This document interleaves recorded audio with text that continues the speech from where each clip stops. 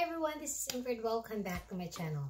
For today's video, I'm gonna give some tips on how to pass or to get a perfect score in the Canadian Citizenship test. I took mine last October 13, and guess what? Yes, I got a perfect score.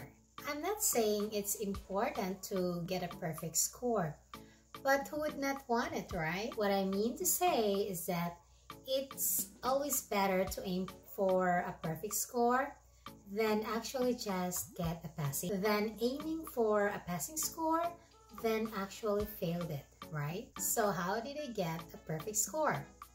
That's what I'm gonna share with you today. Like many of you who are now planning to take this test, I was also very nervous, especially when I learned that the passing score is 75% of the total item. It is a 20-item test, so you need to get 15 correct answers in order for you to pass this test. Meaning you are only allowed to have 5 mistakes, or else you are gonna take the test again. And retaking that test is not that easy, as it's the IRCC who will be the one to reschedule you. And the waiting time after your first take would be around 4 to 8 weeks, and even longer than that sometimes. So it's definitely gonna lengthen your application process, which you won't like. And if you're gonna still fail in your second take, you would only have one more chance, as you only have 3 chances to take this test. And if you still fail in the third take, whether online or in person, what the IRCC will do is to invite you to a hearing with a citizenship official. And at the hearing, they will orally ask you questions that are similar to those in the citizenship test. So to avoid these inconveniences, it would be nice to aim for a high score in your first take. So how? Be reminded that I can only share the things or the strategies that I did in this exam. Other people might have other ways, but here's how I did it. One way is by allocating time to focus. I took off from work for 1 week to look for resources online and to study them. 2 is by reading the guide. If you apply online, the IRCC will give you an official guide in a PDF form titled Canada, the Right and Responsibilities of Citizenship. I read and studied it all from first page to the last one. Number 3 is by watching videos of possible question and answers in the test. While searching for other resources online, I found a video in YouTube of around 600 question and answers for the Canadian Citizenship exam. I watched it 2 times to really familiarize with the possible information that will appear in the exam. So yeah, you can search in YouTube and you will find a few of them. Number 4 is by taking a mock test. Again, while Googling for other resources online, I found out that there are actually free mock tests that I can take from different websites. So I took them too and retook them again and again until I got the perfect score. And lastly, number 5, the last tip, is being calm during the exam. Staying calm can prevent careless mistakes and enable you to recall and apply what you've studied more effectively. Just a heads up, at the end of the test, it would tell you your score even before submitting your answers. Like for example, it would say, "Thank you for taking the test. Your score is 17 out of 20 items. If you wish to change your answers, you can go back to the items that you are not sure of."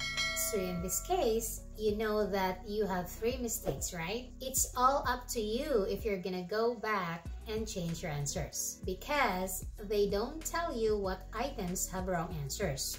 What if the one that you're gonna change is actually the right answer and would lower your score or even make you fail? So it's up to you. It's a matter of luck here. You have 45 minutes to complete the test, by the way. In my case, I actually just got 18 out of 20 at first, But the thing with mine, I was really 100% sure what items that I'm not sure of. And these were actually the items that were asking for names of political officials and names of artists, which I had never encountered in all of the resources I have studied. So I knew 100% which items to go back and change the answers before hitting submit. Then after hitting the submit button, it tells me right away that I got 20 out of 20 items, that I got a perfect score. It's obviously just out of luck that I got I guessed the right answer of the items that I revisited.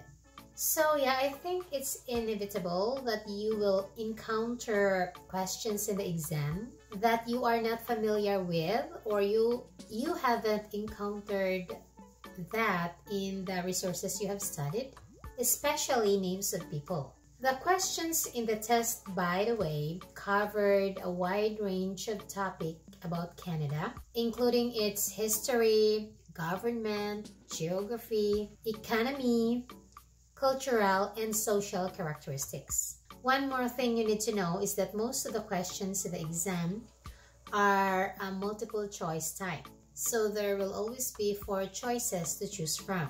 And these are all plausible answers, meaning they are all believable to be the right answer, which is really confusing, especially if you did not study well. So study well and really read and understand carefully both the questions and the choices. There would also be a tendency that you will encounter a true or false type of questions, but it's just very rare.